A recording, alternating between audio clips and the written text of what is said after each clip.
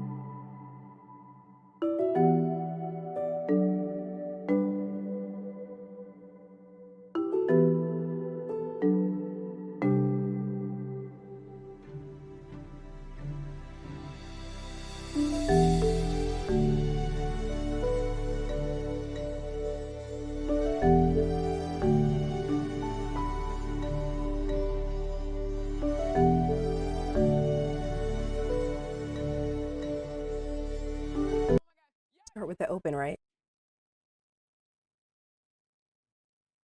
You're watching Fox 35 News Plus, streaming on Fox Local. Good Tuesday morning to you. Thanks for joining us here on Fox 35 News Plus, also streaming on fox35orlando.com.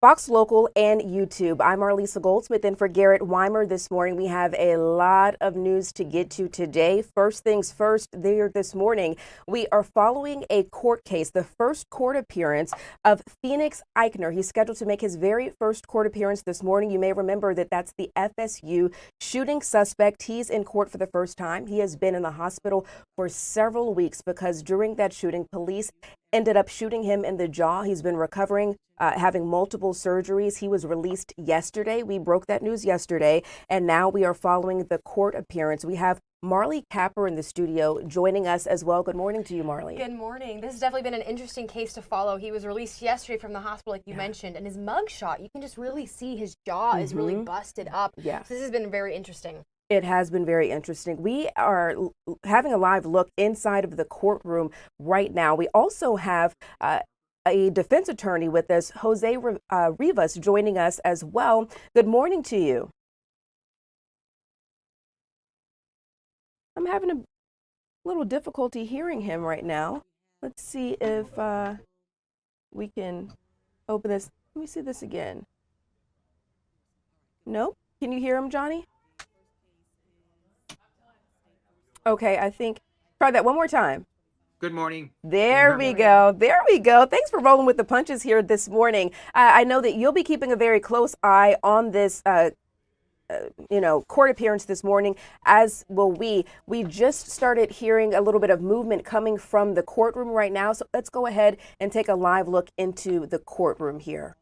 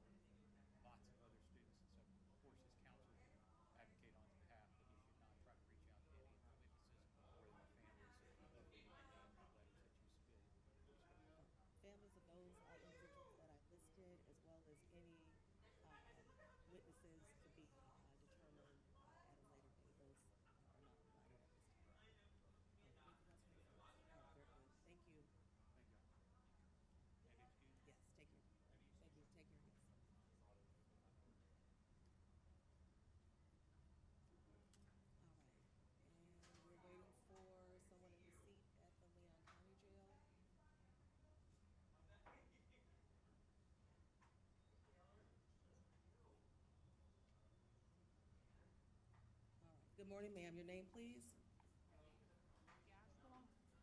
Last name one more time?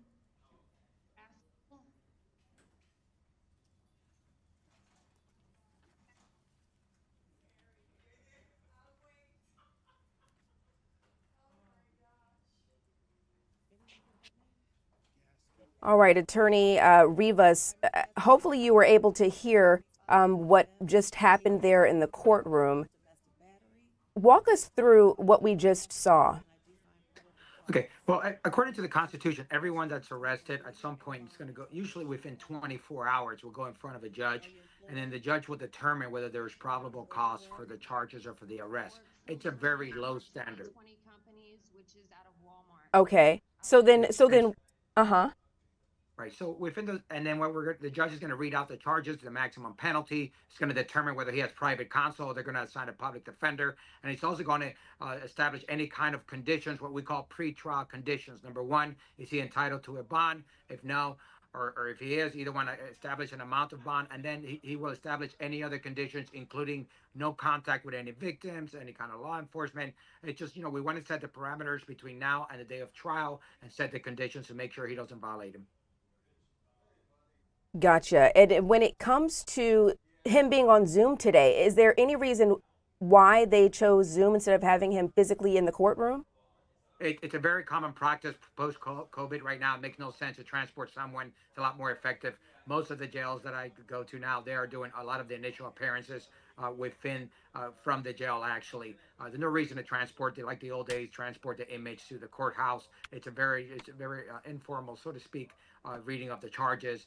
It's not an adversarial hearing. In other words, most judges would not entertain any kind of bond hearing, any kind of argument. Usually that needs to be set for a specific hearing. Okay, so now I don't know if you heard me earlier, but I have my colleague Marley Capper joining me here this morning. Let's go over some of these charges here because he's facing some pretty serious charges and several counts of them as well.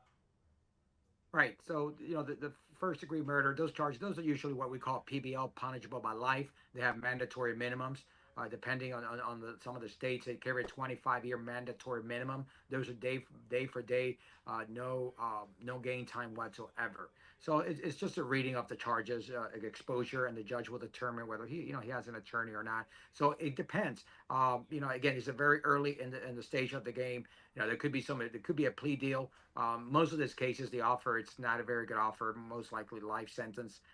So there's really no incentive for a defendant sometimes to take any kind of plea negotiation.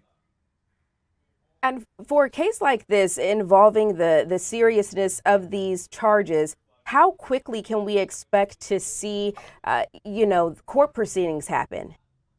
Well, typically the court set hearings get set every 4 or 6 weeks. By law, the state has 175 days to bring you to trial. The reality is that cases like this are very complex. They never go to trial within that time frame. Usually it's going to get continued by the defense so they can prepare a defense.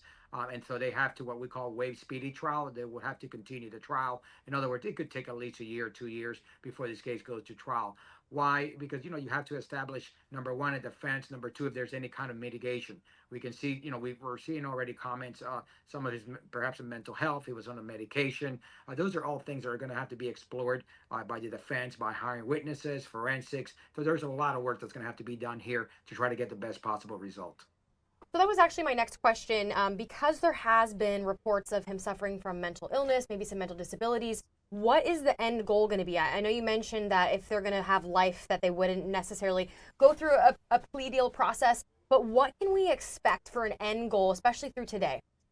Well, it's too early. When we talk about mental health, we're talking about two different things. Number one, is he competent to stand trial? You can be on medication for ADHD and still be competent to stand trial. So if there's any indication that he's not competent, it will be evaluation by the state, by defense, and possibly a third party. And then the judge will determine whether he's competent to stand trial. If he's competent to stand trial, the procedure continues. If he's not, then the question becomes, can we rehabilitate him? Could we send him over to an institution, secure institution? Is it going to take a year, 2 years? Can we rehabilitate him to the point where he can become competent? It's too early in the game right now to determine if that's a defense or the route that the defense is going to take.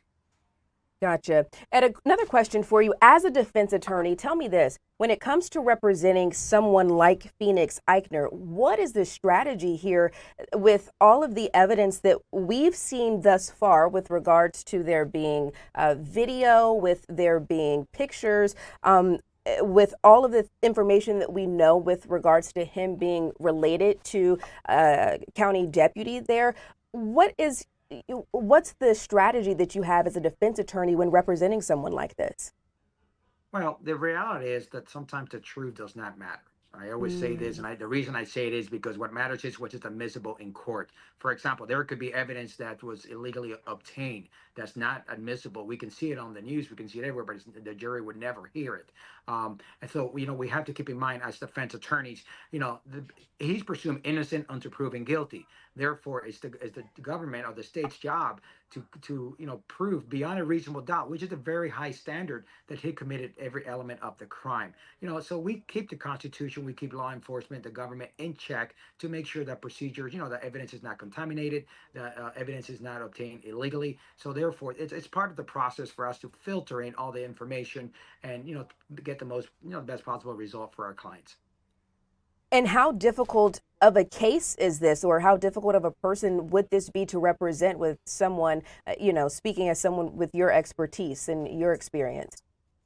Well, again, the difficult part of a case like this is the exposure. Obviously, he's looking at the rest of his Mm. life in prison. The reality is that there's a lot of work that could be done. When we talk about either a defense, whether the state cannot prove it beyond a reasonable doubt, once we pass that threshold, then we go into what we call mitigation stage. The mitigation, yes, it occurred, but it occurred because of this reason, and therefore, a jury or the court should have this kind of mercy, not sentence him to life, sentence him to X amount. So it's a two-part stage. But the reality is, as a defense attorneys, we have to fight all the way till the end. The last thing that we want is just give in or tell a client to take a deal or admit to some kind of evidence that something is going to get appealed. The reality is that a lot of these cases, if not all of them, get appealed when someone is sentenced, and appeals take years. So we have an ethical duty to fight for our clients and use our profession to the best of our abilities. I'd love to go back really quickly to the mental health aspect side of things. We know there's reports of his biological mother being charged of kidnapping him and actually bringing him to another county when he was younger. When you guys are looking at whether somebody can stand trial, how far back into somebody's history do you really look back to kind of make that determination?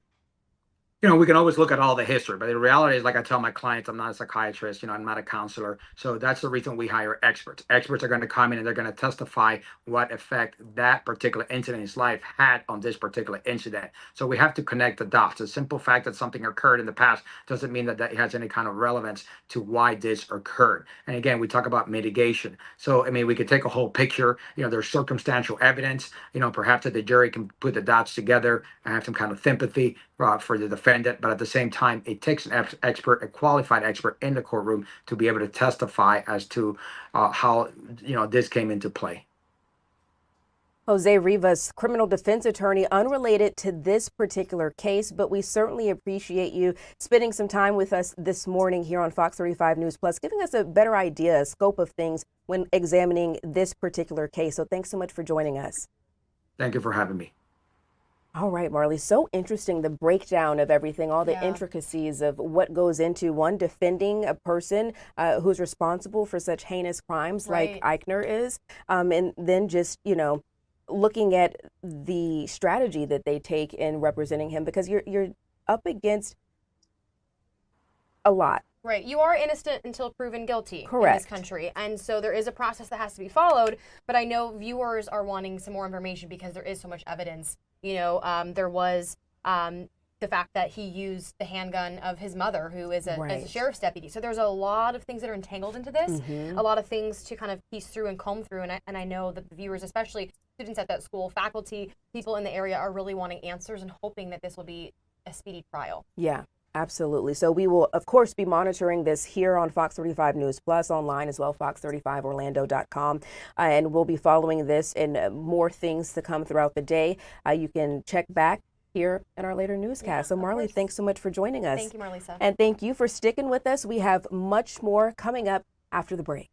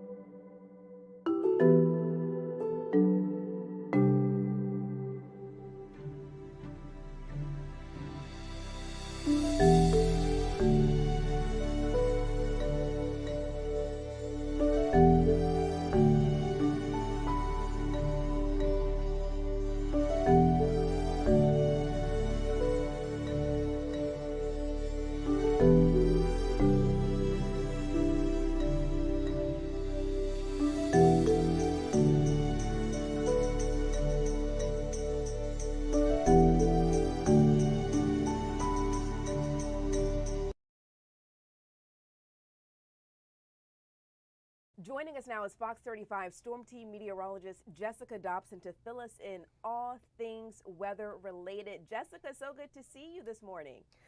Yes, hi, good morning. It's been so far a really warm and muggy start to our day. We've had some earlier this morning, some dense fog that has since given way to a good amount of sunshine, but also temperatures that have still been pretty warm and muggy. So that is going to lend way to maybe a few hit and miss showers for today. Not expecting a total washout, nothing like what we saw yesterday. We'll be seeing temperatures climb into the mid. Do you want me to stop? Sorry. Oh, I'm sorry. I was responding to you. Oh, about sorry. The rain. I was like, you were saying, oh my gosh, and I was like, wait, did something go wrong? I was so sorry. I should have stopped talking. No, it's okay. It's okay. I like doing the crosstalk. I'm just stupid. Sorry. No, you're not. I can't see you, Oh, so yeah, it throws me off. Okay. Mm-hmm. All right, let me start over and I will hush. No, it's okay. You can respond if you want. Now I know. Okay. Perfect. All right, let's do it one more time. 3, 2, 1. Joining us now is Fox 35 Storm Team meteorologist Jessica Dobson to fill us in all things weather related. Hi there, Jess. Good morning to you. Hi, good morning. Yeah, it's so far been a really warm and muggy start to our day. We've had warm temperatures, some patchy dense fog, but at least the fog has cleared up. But as we head over the course of today, temperatures actually will be a couple degrees below normal, but the humidity is still going to be pretty high. So we're looking at highs right around the mid 80s. When it comes to any sort of rain chances, much drier than yesterday. In fact, this is likely going to be our last round of rain for the next several days. So in terms of today, we'll see about a 10% chance. So not very high, not enough to cancel any sort of outdoor plans. And we'll see that 10% chance likely get going, say close to about 1, 2 o'clock. And we'll see these showers kind of drift from west to east as the morning and the rest of the day really progresses. So taking you through future clouds and radar, it does show by about 1, 2 o'clock, we see a couple of these very light sprinkles, and some of these downpours could be a little on the heavier side, but regardless, the big takeaways are going to be very isolated, very hit and miss. Will help to bring a couple of clouds our way as well as the day progresses. But after sunset especially, we're going to see things wrap up pretty quickly and skies will clear out gradually as we head into the overnight. And that will lend way to some slightly cooler temperatures by just a degree or two compared to this morning. Some patchy dense fog, though, is still going to be possible tomorrow morning, but I think we're going to be in better shape versus what we saw so far today. So when it comes to our high temperatures, those are going to be reaching right around the mid 80s. So that's actually a couple of degrees below normal. Our typical highs say right around 87, 88 degrees. So yes, still pretty warm, but we're just going to be a few degrees lower. We might as well enjoy it while it's here because we're going to be heating up over the next couple of days. So I'll talk about that in a moment, but 85 will be our high today in Orlando, 86 Smithlow, 85 Sanford, 86 DeLand. So you get the idea, pretty uniform temperature-wise today. Tonight we'll dip back down into the mid to upper 60s, so it's not going to be quite as muggy as what we saw this morning. It was just very sticky outside. But in terms of this pattern change,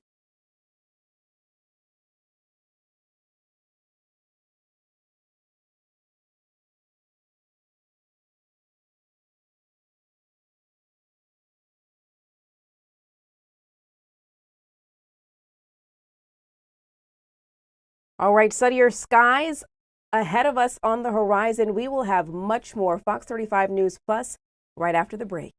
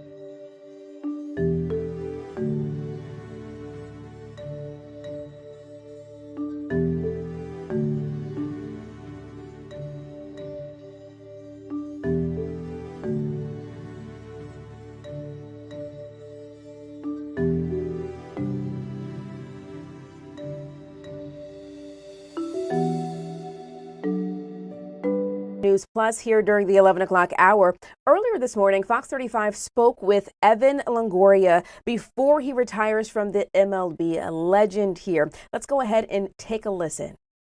Greatest Ray ever. Pretty simple. Got a statue out front from the 162 game. You know, obviously, as you sit there with your Dodgers hat on and the great history of your Dodgers, we don't have a whole lot of that here in Tampa Bay.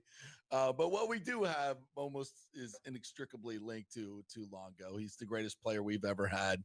And apropos to this ownership group, we traded him. But the most important part was the 10 years that he was here. He's the franchise leader in 11 categories, every significant offensive category he owns. Home runs, 261, all RBIs, everything. Six times he was voted in the top 20 in the MVP, 3 times top 10. Just a great player. Golden Glove, 3 Golden Gloves. He could play a mean third base, man. Just one of the great guys.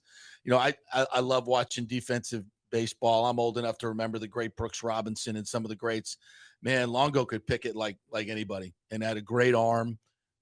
Was really, really good defensively and had, his numbers weren't huge, in comparison. I think 37 home runs was the most he ever hit in the season, but he was so consistent. He was consistent and he was a leader at a time when a team desperately needed a leader, desperately needed a star. And he was that guy. He came out, he was drafted in 2006, number 3 overall, nor the number 3, signed a $3 million bonus. So 3, it was kind of a number for him. And in 2008, the Rays came from nowhere to go to the World Series. He was the rookie of the year that year and obviously was a huge part of the middle of their lineup.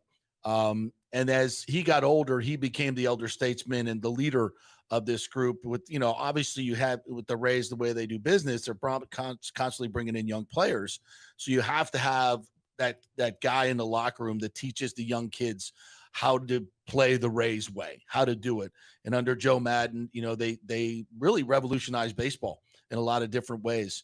Every day a lineup was different, opening starters. Joe was, really on the forefront of changing baseball in a lot of different ways in the kind of taking money ball that Oakland did and taking it to another level, much more successful. And Longo was a huge part of that, but he was the constant. Like, he was the constant in the lineup. He was the constant guy there, and great leader, great dude.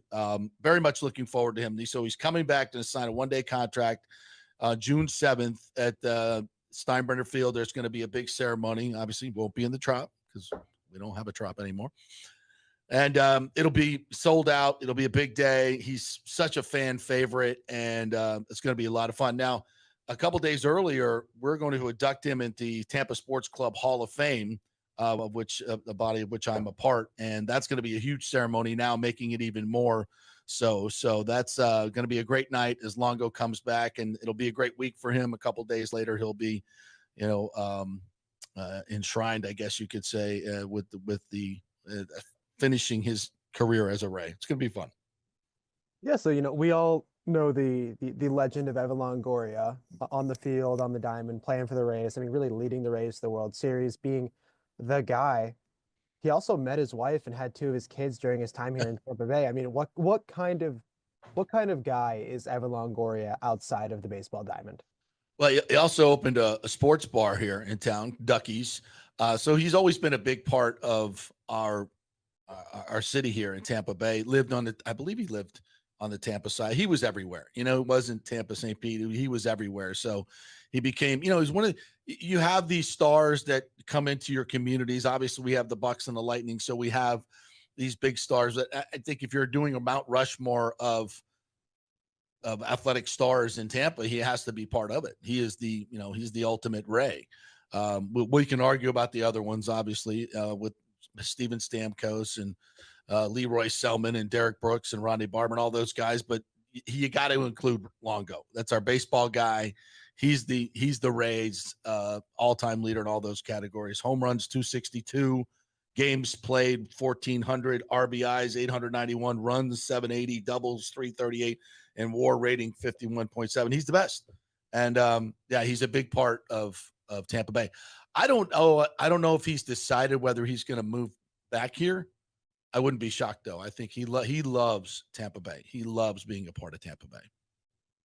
Yeah, so tell me about the Sports Club Tampa retirement ceremony that you're going to MC. What can fans expect if they come out? Well, it's gonna be a great night. John Cooper is gonna be part of this. Tony Dungy is gonna be part of this. Dick Vitale is gonna be part of this, and I'm probably forgetting some folks, and I'm terrible for doing that. Dave Mishkin, the play-by-play voice of the Lightning, will be there as well. So it's gonna be an incredible night of stars, and I'm so blessed and honored to do it. We did it last year, and we had Bruce Arians, Steve Spurrier, Titus O'Neill, just another great night. And it brings all of Tampa Bay together from a sports standpoint. We kind of take a little bit from the Lightning, a little bit from the Rays. There'll be a Bucks presence as well with Tony Dungy. So it's a really an unbelievable night where kind of all the movers and shakers and local sports and government come together for a beautiful night at Higgins Hall. And the Tampa Sports Club's been around, oh God, how long have we been? Back since in the 60s. Started with Leonard Levy and the Levy brothers, and they were the ones that brought NFL to Tampa Bay. So it has a great history. We've inducted, I think we've got almost 200 in Hall of Fame inductees from Tampa Bay sports. So you got to either be born here, played most of your career here, or have a kind of a seminal connection to Tampa Bay to get in. We have no hard, fast rules. It's just like, that guy's, you can't tell the story of Tampa Bay sports without that guy. We're going to induct him. So, with Longo, it's a no brainer. So he's in. It's going to be, and he's coming, we're a smaller club, but well respected, obviously. And so sometimes, we don't get, everybody can't make it. So we take it very seriously when people take the time and are able to come in person. And he has made he's made a great effort to be here. And we're very, very thankful of that. So this just brings the whole week together, as we induct him on that, on the 4th, and then he'll go in on the 7th with the ceremony at Steinbrenner Field. All right, JP Peterson, host of the JP Peterson Show. Thank you so much for joining us today. We really do appreciate it. Yeah, you can watch, by the way, 10 to 12 each and every day on YouTube, X, Facebook. Just Google the JP Peterson Show, and we'll be there every morning, 10 to 12. Thanks, buddy. Of course we're watching, except for right now, because of course we're tuned in to the Fox 35 News Plus here streaming. Again, JP Peterson of the JP Peterson Show there speaking about the legend Evan Longoria before he retires from the MLB. So much to talk about. Speaking of a lot to talk about, coming up next in the show, we're going to get into a little bit of health news. There are some major developments coming out of a clinical trial that was done with Wegovy. We're going to be speaking with Dr. Mike, Fox's medical expert, who joined Good Day Orlando. We'll get into that as soon as we come back from this quick break.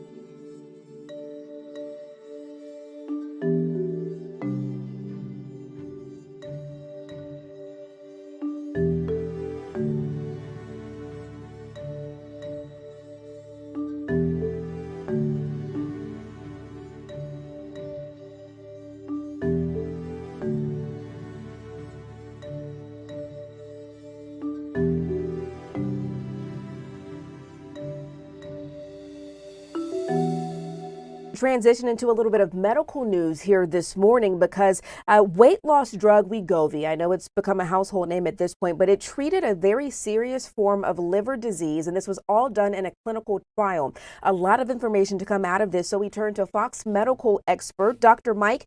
He joined our Good Day Orlando team this morning to break this all down. Let's go ahead and take a listen. Good to see you, Dr. Mike. How are you? Good to see you, Dr. Mike. How are you? Amy, I love when you talk science. Oh, my God. I'm just telling. One word really got me. All right, let's start. Steatohepatitis. Thank you. Yes. It rolls off your tongue. Meaning, well, I've been doing this for 9,000 years, so if I can't do it, we're in big trouble. So, fatty liver, that's what it is. Fatty liver. Foie gras.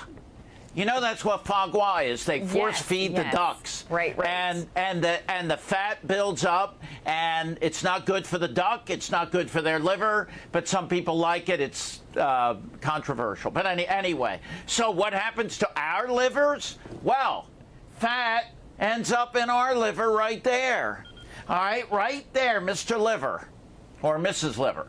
And basically what happens is it causes damage. And about 20% of people will end up with cirrhosis of the liver.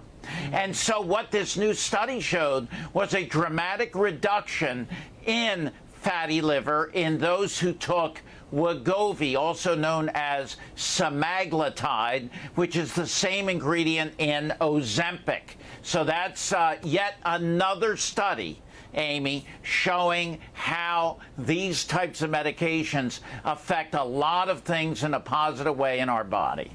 Well, Dr. Mike, a lot of times, right, losing weight can help cure what ails us, right? We see that oftentimes with diabetes as well. Is it sort of similar to that? Is just that the sheer weight loss is having an impact on the liver? More than that.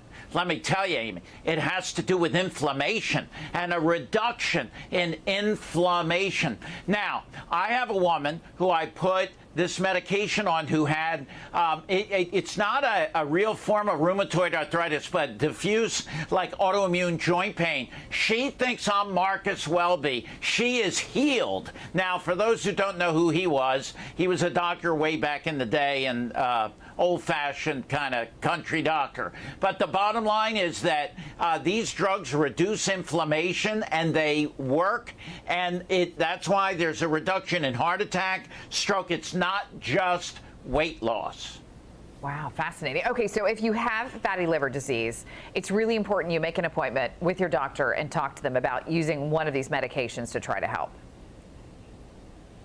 Well, right. And if you can't get access, you need to work on diet, exercise, very little alcohol. And if you do that and you lose weight, you will remedy that fatty liver. But it's something you have to take seriously because it does cause damage and can lead to cirrhosis and other metabolic problems. So you want to take it very seriously. Got it. All right. Good advice. Always good to see you, Dr. Mike. Thank you. We'll see you again soon.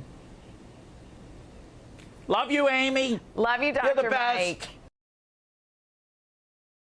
Oh, we love Dr. Mike. He is so good at breaking everything down for us. While we're on the topic of medical news here, we also want to mention that yesterday, if you were keeping tabs on what's happening out of the current administration, President Donald Trump signed an executive order aimed at cutting prescription drug costs, which is huge news for a lot of people who are on medications. Now, this gives the government 30 days to reprice what Medicare pays for drugs to match the lowest price paid by other countries.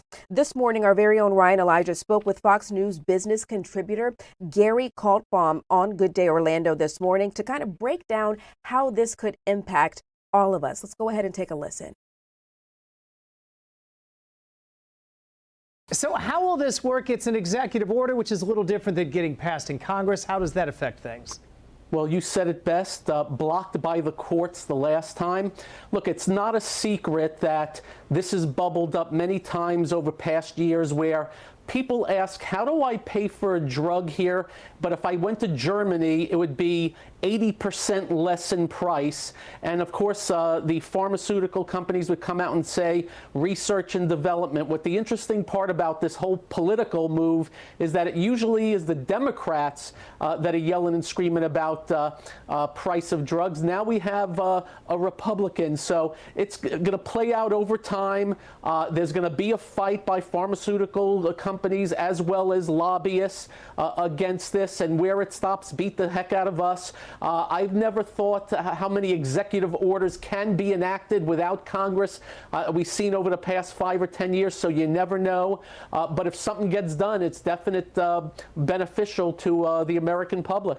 Yeah, Gary, as you know, a lot of people, this is kind of overwhelming when it comes to drug prices and pharmaceuticals and where they actually pay. Where would they see it first? Where, if someone's watching for how the prices might change, where should they look first? In their pocketbook. Yeah. You know, everybody now is putting out a list of drugs, what it costs here and what it costs over there. And some of the numbers are pretty stunning. So there's going to be a battle on. Remember, the President Trump has a big bully pulpit. I think this is going to be one of his top agenda moves going forward, since we're getting rid of the tariffs finally, thank the Lord. Again, where it stops, don't know, but there'll be a fight on. But when all is said and done, you know, I'm not a big price control guy, but when it comes to these prices, and all your viewers can go check out the prices, it again is stunning how you can find a cancer drug that you pay $5,000 here, but $1,000 in the UK. Again, that's going to be have to be addressed, and it's going to be addressed in public. Yeah, and I think the average person, Gary, really can't wrap their head around that. We've seen it a little bit with some of the stuff coming out of the health side, that you mean there are different standards here versus Europe, but this is the same situation. Why would a drug be so much more expensive when you're just talking about a separate country? And I think the average person has a hard time with that. And I have to tell you, I've always been amazed that nothing has ever gotten done about this, while it's been pretty much front and center and everybody knowing. It just tells you how our healthcare system is pretty much in cement, and how the payments get paid through insurance companies and HMOs and back and forth. But again, I think this is because of the president and how noisy he can be and how loud he can be. I think we're going to get some movement on it. To what extent, I don't know. But I can promise you again, the pharmaceutical companies are already yelling and screaming. The lobbyists are going to be on Capitol Hill like crazy. And again, where it stops, don't know. But hopefully it's a benefit to the consumer eventually. Yeah, Gary, do they really battle for the consumer's will here? Because I think the average American would probably say they don't like the healthcare system, but they know it's so complex they wouldn't know what to fix. So, I mean, do maybe they target the consumer, or public opinion is on their side? Look, lower costs for drugs and medical care is huge. I mean, I think the amount of money the government spends on it is gargantuan. And the president's basically coming down on Medicare and Medicaid about how much they pay for these things. And that's where, you know, we can save a heck of a lot of money if we can just meet halfway on some of these prices. But again, from what I saw yesterday, pharmaceutical companies are putting their feet right down in cement and fighting it. They're talking about how research and development will be affected, and that's a benefit to the consumer. Game on, as they say. Yeah, let's finish with this. I think people would also be shocked when you look like what you pay for a prescription drug. It'll show you what you pay, and then it'll show us what insurance pays, and that's a staggering number in many cases. I've always been amazed how when you go to the doctor or you pay for drugs and you see, oh, they're charging you $3,000, but you pay $200, and they write off this and that. Again, they have made the system so convoluted and so complicated. You wonder if they do that on purpose just to drive you up a wall. I wish it was less complicated. That goes for our tax code and many other things that come from our government. A lot of big news there when it comes to the bottom line and what we're all having to pay for prescription drugs. Obviously a huge topic, a big talker in recent months. All right, coming up next here on Fox 35 News Plus, we are getting into one of our home teams here in Orlando, bringing home a winning title. This has been big news, and we are so proud of our sports teams. Stick around. We'll be right back with much more here on Fox 35 News Plus.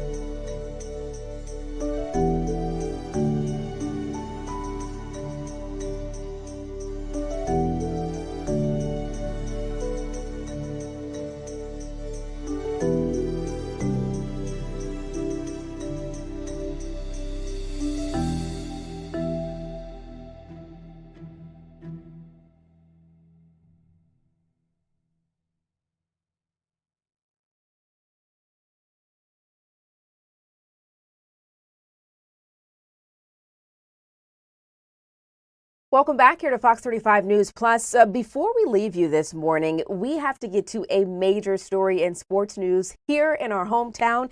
The Orlando Valkyries brought home a title. They won the 2025 Pro Volleyball Federation Championship, and this all went down in Las Vegas, so you know they celebrated in proper style after that big win. So the team joined our GDO team this morning to talk all about their successful season, which I have to mention was a complete 180 from the season that they had, their inaugural season in 2024. Let's go ahead and listen to when they joined GDO this morning.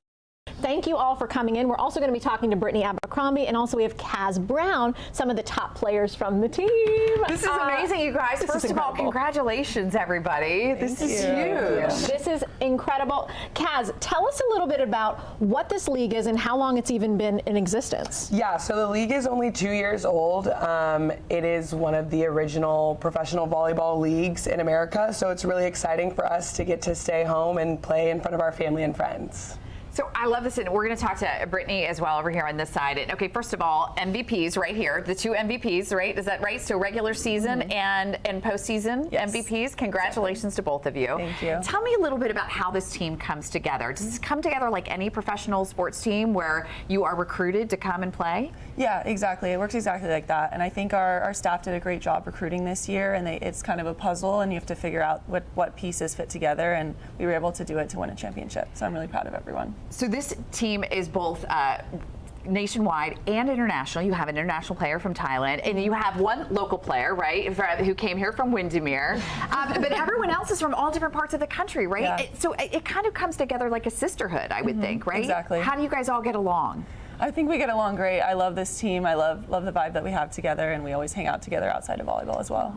So when you all are out there playing, I have to ask, you won clearly, so what's the secret sauce to the perfect team? Well, we have Brittany, so that already gives us advantage over the other team. But I think we play really hard and we work really well together. I think we hold each other accountable on the court, and that was something that was huge for us to take that leap this year. And you guys have great energy. I noticed that the minute they walked in, right, Amy? They do. So is there a song that you guys get to pump up to? Or like, is there a special, I don't know, cheer or sing? There is a song. It's Nokia by Drake, and we've ran that one into the ground. We listened to that a lot this season, so that kind of was our theme song for the year. Well, clearly it worked. Is there a lyric that we know from that song? I'm not sure about.